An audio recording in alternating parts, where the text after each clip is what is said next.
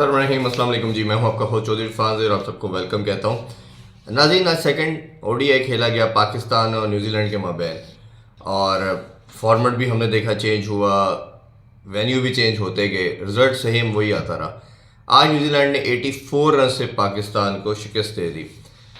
काफ़ी ये लम्हा फिक्रिया बनता जा रहा है पाकिस्तानी क्रिकेट के लिए। जो दो साल से 2.5 साल का जो स्पैन है, इसमें हम कंटिन्यूसली हारते चले जा रहे हैं। और अगर तो न्यूजीलैंड की बात करें तो पास में हमने उनको बहुत ज़्यादा हराया, बहुत ज़्यादा विक्ट्रीज पाकिस्तान ने हासिल की। बट अब ये कंटिन्यूटी आती जा रही है कि जैसे न्यूजीलैंड से जीतना एक ख्वाब बनता चला जा रहा है, और वो आपके होम सॉइल पे भी आपको मार के गए, अपने घर में भी वो आपको मार रहे हैं। और अभी तो उनकी बी साइड है, अभी उनके 8-9 प्लेयर जो मेन टीम का पार्ट है वो टीम के साथ नहीं है, शायद इससे भी ज़्यादा, क्योंकि जो T20 में लड़के थे उन्होंने भी बड़ा ज़बरदस्त खेला, अभी वो भी नहीं खेल रहे। तो आप ये देखें कि इसको अगर हम ओवरऑल देखें तो बड़ा ज़बरदस्त सिस्टम, बड़ा ज़बरदस्त टैलेंट। टोटल उनकी जो पॉपुलेशन है वो तकरीबन 60 से 62 लाख के दरमियान है, और आप ये देखेंगे इतना टैलेंट उन्होंने प्रोड्यूस कर दिया। और मैं एक स्टैट देख रहा था कि उनकी कंट्री में सिर्फ 115 लड़के क्रिकेट खेलते हैं। आप ये देखेंगे 115 लड़कों में से उन्होंने इतना ज़्यादा टैलेंट प्रोड्यूस कर लिया कि वो 3 टीमें बना रहे हैं, और तीनों टीमें हमें शायद हरा दें। पाकिस्तान का जो डिबैकल है वो अगर 1-2 सीरीज़ के हवाले से नहीं है, ये 2 साल से है। इसके अंदर हम न्यूजीलैंड से क्या, हम अफ़गानिस्तान से भी हारे हैं, इसमें हम अमेरिका से भी हारे हैं, इसमें हम आयरलैंड से भी हारे हैं। कौन सी ऐसी टीम है जिसने हमें नहीं हराया? तो ये हम कह देना कि न्यूजीलैंड से हारे हैं, ये ऐसा नहीं है।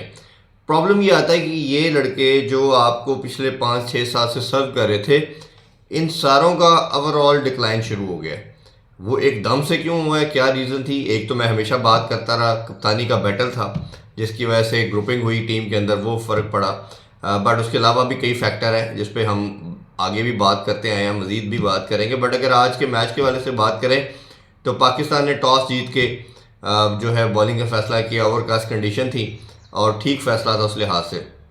मैं हमेशा कहता हूँ अगर हमारे बॉलर इन विकेट्स के ऊपर, इन कंडीशन के अंदर आउट नहीं करेंगे तो हमारे फास्ट बॉलर कहाँ आउट करेंगे। एशिया में आपने जस्टिफिकेशन दी जी, फ्लैट ट्रैक है, फ्लैट ट्रैक्स पे सबको मार पड़ती है। तो भाई इन ट्रैक पे क्या हुआ आपका? स्टोरी वही है, हर मैच में न्यूजीलैंड का एक प्लेयर स्टैंड आउट करता है और वो सिंगल हैंडली गेम को वे ले जाता है। पहले मैच में हमने देखा कि मार्क चैपमैन थे और आज मिचेल हे थे। आज उन्होंने बड़ी शानदार 99 रन की इनिंग्स खेली, लास्ट ओवर में 22 मारा उन्होंने। हमने देखा कि मोहम्मद वसीम जूनियर को ये एक जो हर मैच में एक प्लेयर का परफॉर्म करना और मैच विनिंग इनिंग खेलना, ये एकदम से आउट ऑफ द ब्लू नहीं होता। ये आपका सिस्टम आपको बताता है कि कितना कॉन्फिडेंस है, कितना टैलेंट है।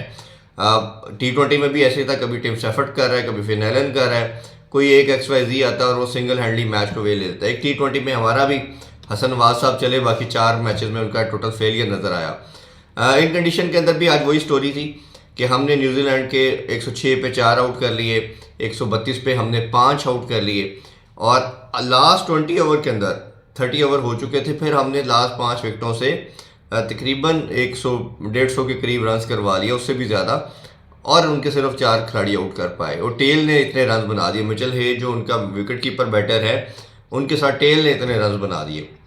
तो जब आप टेल से इतने रन बना देंगे, टेस्ट में भी हमने ये आपको याद होगा रोना रोते रहे कि हमसे टेल नहीं आउट होती। और इधर तो मैं जिस तरह पहले बात की, हैविंग सेड दैट, कि हमेशा से वही स्टोरी है कि एक ऐसा प्लेयर स्टैंड आउट करता है, कोई भी प्लेयर हर मैच के अंदर, जैसे ग्लेन फिलिप पहले करता रहे, पाकिस्तान आके मारता रहे, मार्क चैपमैन थे, अभी ये मिचेल हे है। और ये एक लंबी स्टोरी पाकिस्तान के अगेंस्ट बनती जा रही है कि जब कोई खड़ा होता है। एक ही स्टैंड आउट प्लेयर था आज के मैच में जो मैं हमेशा बात करता रहा प्रीवियस, अगर आप मेरे तमाम इंटरव्यूज़ या वीलॉग सुने तो मैं कहता रहा हूँ कि आपको स्पिनर डालना पड़ेगा, सुफियान डालना पड़ेगा। और आप देख लें कि उन्होंने 10 ओवरों में 33 रन दे के 2 खिलाड़ी आउट किए। शायद वही एक सिंगल बॉलर था जो थोड़ा थ्रेटिंग लग रहा था। वसीम जूनियर को लंबे ले ऑफ के बाद आए, शुरू में अच्छे थे, बाद में वेवर्ड हो गए। हारिस शुरू में अच्छे थे, बाद में वेवर्ड हो गए। जो डेथ बॉलिंग है वो पाकिस्तान का बहुत बड़ा प्रॉब्लम बनता जा रहा है, और कोई भी ऐसा बॉलर नहीं है जिसको हम कह सकते हैं कि पाकिस्तान में डेथ बॉलिंग आती है, कोई एक सिंगल बॉलर नहीं है। और शायद आज जो यूज़ भी किया गया था मोहम्मद हारिस को, इसीलिए जो वसीम जूनियर को यूज़ किया गया था हारिस रऊफ के साथ, इसीलिए था कि वो डेथ बॉलिंग करें, बट दोनों ने बहुत रन्स कंसीड किए। फ़हीम अशरफ बेहतर नज़र आए, बॉलिंग के लिहाज से, लेकिन उनका पेस बहुत ड्रॉप हो चुका है। 120 से 125 या कुछ मैच बॉल्स उन्होंने 130 की इंटरनेशनल स्टैंडर्ड पे ये इनफ नहीं है। बॉलिंग के साथ बैटिंग की बात करें तो टोटल कोलैप्स नज़र आया हमारी बैटिंग का। जब आपके के पांच बैटर जो हैं टॉप के वो डबल फिगर में दाखिल नहीं होंगे तो आप कैसे मैच जीत सकते हैं। और 32 पे पाकिस्तान के 5 आउट हो गए थे, मैच उधर ही खत्म हो चुका था। पहले आपने बैटिंग में इतने रन करवा के मैच खत्म किया, फिर जब अगेन पहले मैच की तरह जब बैटिंग करने आप आए तो 32 पे जब 5 हो जाएंगे तो कैसे मैच जीत सकते हैं। वही स्टोरी, इन्हीं लड़कों को 4-4 5-5 साल हो गए, 5-5 टूर कर चुके हैं इवन न्यूजीलैंड के। ये भी नहीं कह सकते एलियन कंडीशन है जी, क्लेमेटाइज नहीं हो पाए, पहली दफ़ा बाउंसी ट्रैक पे खेल रहे हैं। वही स्टोरी, किस प्लेयर की बात करें, बाबर हारिस, मतलब आप बात करें इमाम की, अब्दुल्ला शफीक की, रिजवान की, सलमान अली आगा की, तमाम फेलियर नज़र आया। तैयब ताहिर को भी बड़ा लंबा रन दिया जा रहा है बट वो इंटरनेशनल लेवल पे कुछ परफॉर्मेंस उनकी तरफ से आ नहीं रही। सीनियर जूनियर का जो हम कॉम्बो बोलते हैं, ओडीआई एक फॉर्मेट ऐसा था जो पाकिस्तान को सूट करता है। अब जैसे टेस्ट में डिबैकल था, हम 9वें नंबर पे आ गए टेस्ट चैंपियनशिप के अंदर, T20 में भी हम 8वें-9वें पे पहुंच चुके हैं। ओडीआई अच्छा खेल रहे थे हम, अब ये 2 मंथ से ओडीआई का भी डिबैकल स्टार्ट हो गया। ओडीआई की क्रिकेट जो हमें सूट करती थी वो ट्राई नेशन और चैंपियन ट्रॉफी, और अब ये सीरीज़ के बाद हमें साबित हो चुका है कि पाकिस्तान ओडीआई के अंदर भी स्ट्रगल करना शुरू हो गया। तो कोई अभी रास्ता नज़र नहीं आ रहा, कोई समझ नहीं आ रही, ना बोर्ड को आ रही है, ना थिंक टैंक को आ रही है, ना कैप्टन को आ रही है। आज पहले दफ़ा लगा कि थोड़ी सी प्लेइंग 11 बेहतर है, नसीम शाह को होना चाहिए था, बट हारिस रऊफ जब इंजर्ड हुए तो वो आए, उन्होंने जब 52 कर सकते हैं। तो पॉइंट मेरा ये है कि अगर फ़हीम अशरफ जिनकी 11 की एवरेज है वो 78 कर सकते हैं, नसीम शाह जो 10वें नंबर पे आ रहे हैं वो 52 कर सकते हैं, 4 छक्के लगा सकते हैं, वो 4-5 छक्के लगा सकते हैं, तो हमारे बैटर क्यों नहीं बैटिंग कर सकते? सबसे बड़ा तो क्वेश्चन मार्क ये आता है, सबसे बड़ा क्वेश्चन अराइज यही होता है। ये देखना पड़ेगा आपको ओवरऑल। जो सर्जरी की बात हम 1.5-2 साल से सुन रहे हैं, क्या वक्त आ गया कि अब करनी पड़ेगी? क्योंकि इस भंवर से आप बाहर ना निकले। मैं हमेशा कह रहा हूँ बार बार, ये वन स्पोर्ट नेशन है, इस स्पोर्ट को बचाइए। अगर हम नहीं बचाएंगे तो ये डिज़ास्टर हमारा हॉकी या स्क्वॉश की तरह वो क्रिकेट का भी हो रहा है, जो विक्ट्रीज दूर होती जा रही हैं, इसको बचाना पड़ेगा। Right person for right job लाना पड़ेगा, ये अब सोचना पड़ेगा। जो एक पहले हम बात करते हैं कि क्रिकेटर चेयरमैन होना चाहिए, नहीं होना चाहिए, एडमिनिस्ट्रेटर तगड़ा होना चाहिए, बट रिजल्ट नहीं आएंगे तो हर चीज़ पे क्वेश्चन उठेगा। क्या ब्यूरोक्रेसी का इसका पार्ट होना चाहिए, नहीं होना चाहिए, ये भी क्वेश्चन उठेगा। कौन से कोचेज़ होने चाहिए, कौन कप्तान होना चाहिए, ये सारी चीज़ों पे क्वेश्चन उठेंगे। तो ये मेरा ख्याल है अब वंस फॉर ऑल इसको तमाम स्टेक होल्डर को बैठना चाहिए, इस पर बात करनी चाहिए, क्योंकि इससे बुरा, इससे नीचे डिक्लाइन रॉक बॉटम आप हिट कर नहीं सकते, जो अभी आप पाकिस्तान क्रिकेट का हाल देख रहे हैं।